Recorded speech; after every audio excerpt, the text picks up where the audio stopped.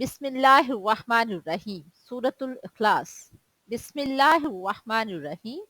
कुल हुवल्लाहु अहद अल्लाहुस समद लम यलिद वलम यूलद वलम यकुल लहू कुफुवन अहद। सूरह इखलास कुरान करीम की वो सूरत है जिसकी फजीलत व अहमियत अहादीस में बहुत ज़्यादा बयान की गई है। तो आइए आज हम देखते हैं अहादीस में सूरह इखलास की क्या अहमियत बयान की गई है। मुस्लिम शरीफ की हदीस मुबारक है, आप सल्लल्लाहु अलैहि वसल्लम ने फरमाया, जो लोग सूरह इखलास पढ़ते हैं अल्लाह ताला उनसे मोहब्बत फरमाता है। यानी सूरह इखलास पढ़ने वालों से अल्लाह ताला मोहब्बत फरमाता है। मेरे प्यारे पैगंबर सल्लल्लाहु अलैहि वसल्लम के पास कुछ मुशरिकीन आए और कहने लगे, ए मोहम्मद सल्लल्लाहु अलैहि वसल्लम, अपने रब का नसबनामा तो बयान कीजिए। यानी आपका रब कौन है, किसने उसको पैदा किया, किसकी वो औलाद है।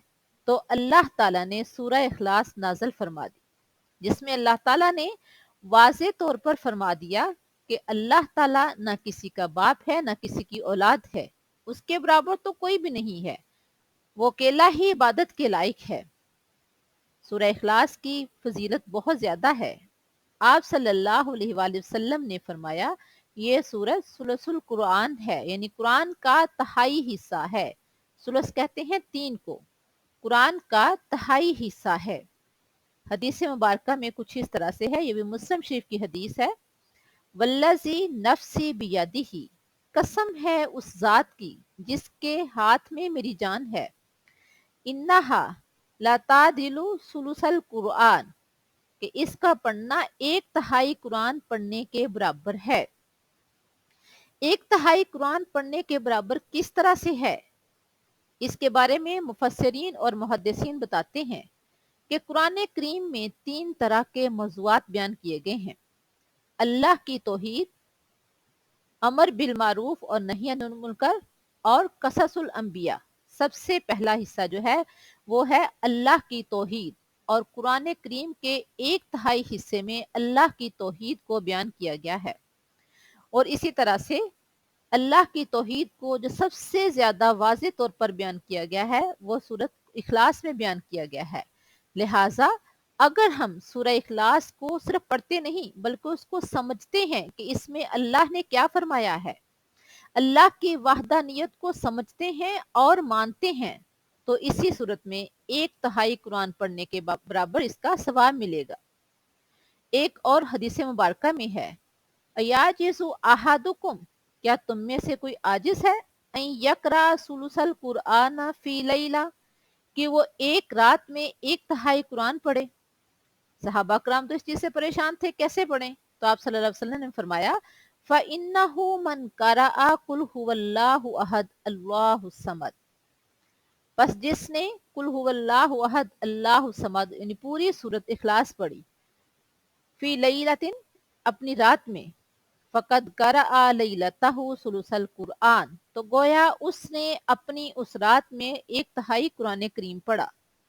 यानी अगर कोई सूरत इखलास पढ़ता है रात को, तो गोया उसने 1/3 कुरान करीम पढ़ लिया है। सूरत इखलास वो सूरत है जिसके बारे में जामे तिर्मिज़ी की एक हदीस है कि आप सल्लल्लाहु अलैहि वसल्लम के पास एक सहाबी आए और उन्होंने अर्ज की, अल्लाह के नबी, इन्नी उहिब्बु हाज़िहि सूरा, बेशक मैं इस सूरत को पसंद करता हूँ, इस सूरत से मोहब्बत करता हूँ। वक़ाला, तो आप सल्लल्लाहु अलैहि वसल्लम ने फरमाया, इन्ना हुब्बका इय्याहा युदखिलुकल जन्ना, बेशक तेरी इसी मोहब्बत ने तुझे जन्नत में दाखिल कर दिया। यानी इससे मोहब्बत करने की वजह से अल्लाह ताला तुझे जन्नत में दाखिल कर देंगे। आप सल्लल्लाहु अलैहि वसल्लम ने एक लश्कर की क़यादत में एक सहाबी को भेजा। जब वो लश्कर वापस आया तो लश्कर के लोगों ने आकर आप सल्लल्लाहु अलैहि वसल्लम से अर्ज की कि अल्लाह के नबी, ये हर नमाज के बाद जो सब किरात करते थे तो उसके बाद सूरतुल इखलास लाजमी पढ़ता था। आप सल्लल्लाहु अलैहि वसल्लम ने उस सहाबी को बुलाया اور اس سے پوچھا کہ یہ لوگ کہہ رہے ہیں کہ یہ میرے صحابی فرما رہے ہیں کہ آپ ہر نماز میں ہر قرات کے بعد سورۃ اخلاص پڑھتے تھے۔ تو انہوں نے کہا اللہ کے نبی اس میں رحمان کی اوصاف بیان کی گئی ہیں اور میں اسے پڑھتا ہوں، پسند کرتا ہوں اور پسند کرتا رہوں گا کیونکہ میں اس سے محبت کرتا ہوں۔ تو رسول اللہ صلی اللہ علیہ وسلم نے فرمایا تو اس سے محبت کرتا ہے تو اللہ تعالیٰ تجھ سے محبت کرتا ہے۔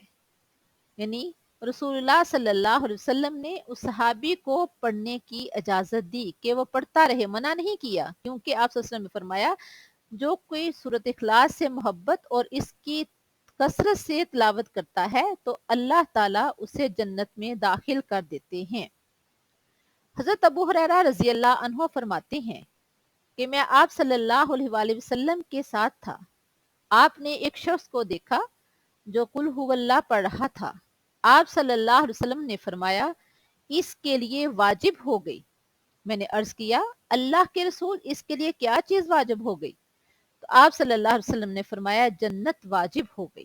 یعنی اس شخص کے قل ہو اللہ پڑھنے پر اللہ تعالیٰ نے جنت واجب کر دی ہے۔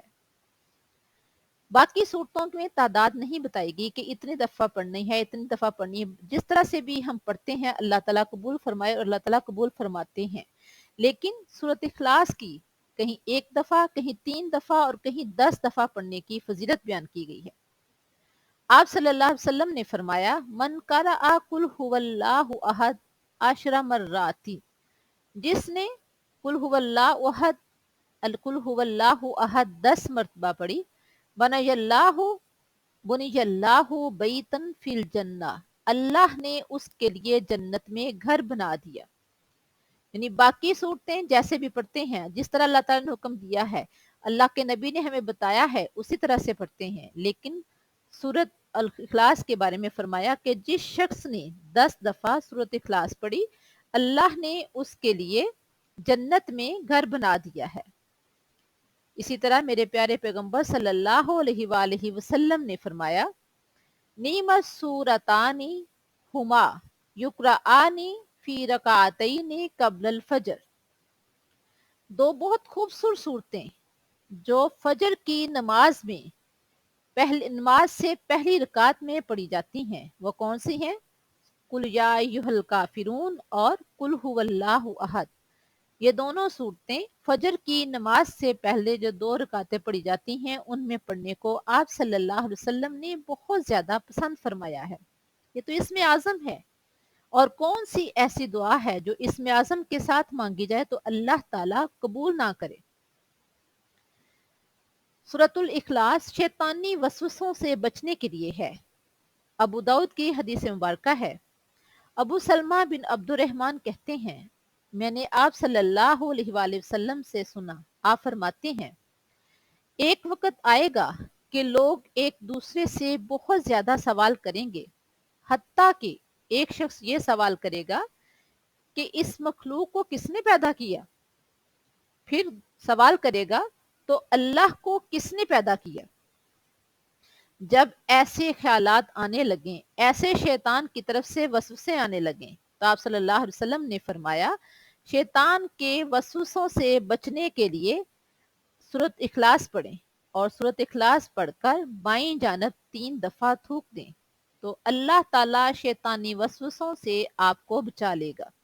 یعنی شیطانی وسوسوں سے بچنے کے لیے سورۃ اخلاص پڑھنی چاہیے۔ شیطان ہر وقت انسان کو بہکاتا ہے، لہٰذا شیطانی وسوسوں سے بچنے کے لیے سورۃ اخلاص پڑھنے کے بعد بائیں جانب 3 دفعہ تھوکنا چاہیے۔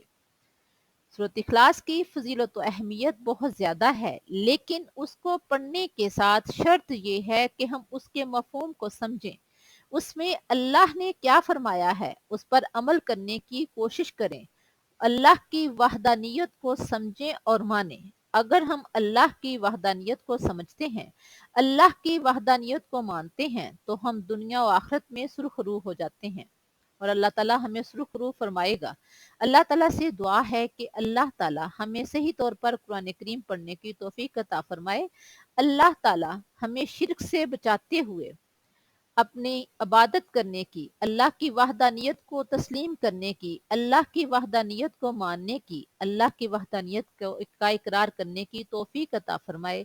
اللہ تعالی ہمیں اچھے اور سچے مسلمان بنائے۔ اللہ تعالی ہمیں ہر طرح کے شرک سے بچائے۔ آمین یا رب العالمین۔ السلام علیکم ورحمۃ اللہ۔